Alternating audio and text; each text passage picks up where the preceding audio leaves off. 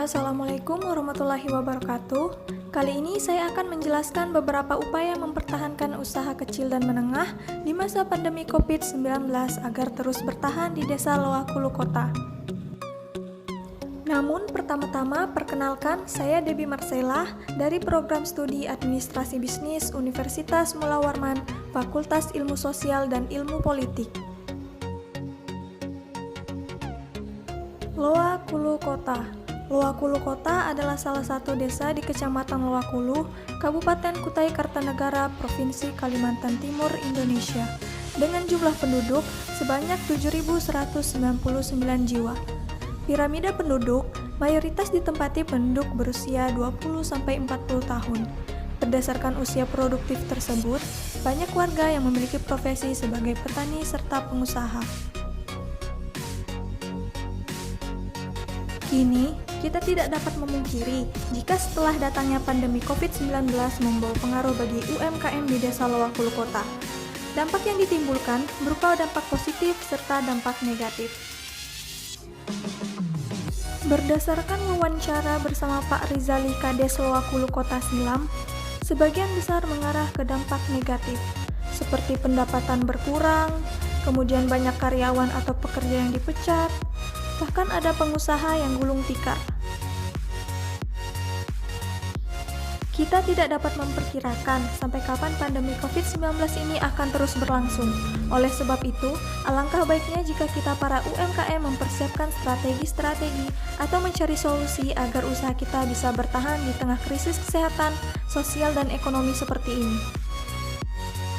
Di sini saya telah merangkum beberapa langkah atau cara agar UMKM bisa survive dari kondisi ini. Di antaranya, 1. Menjaga hubungan baik dengan para mitra. Yang kedua, melakukan inovasi. Kemudian yang ketiga, melakukan digital marketing. Lalu yang keempat, menghemat biaya. Selanjutnya yang kelima, menunjukkan empati. Kemudian yang keenam, menjaga hubungan baik dengan para konsumen. Lalu yang ketujuh, berdoa. Menjaga hubungan baik dengan para mitra. Mitra di sini merupakan rekan kerja seperti distributor atau pemilik toko-toko konvensional.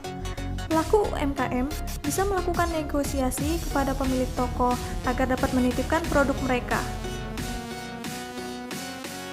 Kemudian ada inovasi, misal di Desa Loakulu Kota banyak terdapat penjahit pakaian. Namun di kondisi seperti ini, masyarakat lebih membutuhkan masker untuk keperluan safety mereka dibandingkan dengan pakaian baru. Maka para penjahit tadi membuat produk yang sesuai dengan kebutuhan masyarakat saat ini. Lalu digital marketing. Kini kita tidak asing dengan digital marketing atau perkenalan produk melalui media sosial seperti Facebook Ads, Instagram, atau cara lebih mudahnya dengan melakukan live di grup Facebook khusus daerah Kecamatan Loakulu agar jangkauan pasar lebih luas. Kemudian menghemat biaya.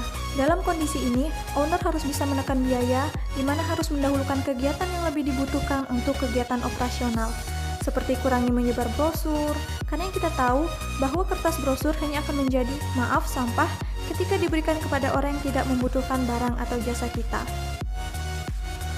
Selanjutnya, menunjukkan empati. Menunjukkan empati dikarenakan adanya pandemi COVID-19 ini, dengan mungkin memberikan masker gratis untuk minimal beberapa pembelian produk, atau menyiapkan tempat cuci tangan sebelum para konsumen memasuki toko.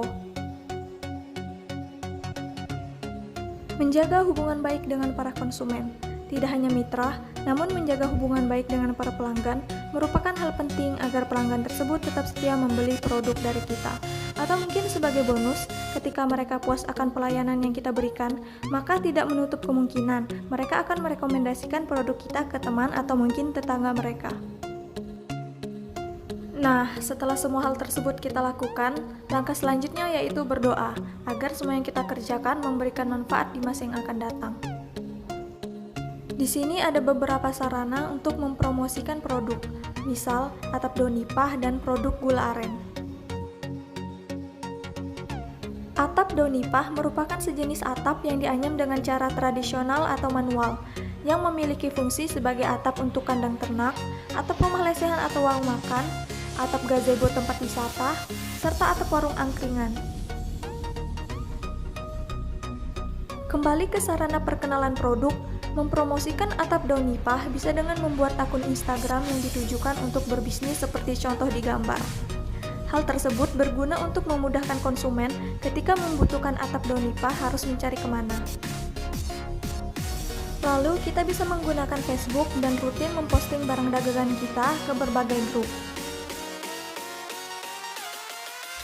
Sarana selanjutnya, kita bisa membuat blog atau website terkait barang dagangan kita, misal tadi atap daun nipah. Kemudian sarana selanjutnya, yaitu menawarkan barang dagangan kita secara langsung ke orang-orang yang membutuhkan atap daun nipah, seperti menawarkan ke para peternak ayam atau kambing di sekitar lokasi.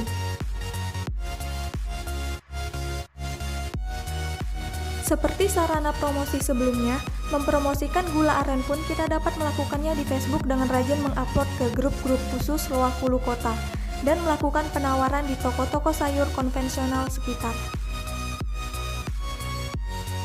Dan ya, segitu dulu dari saya. Kurang lebihnya mohon maaf. Wassalamualaikum warahmatullahi wabarakatuh.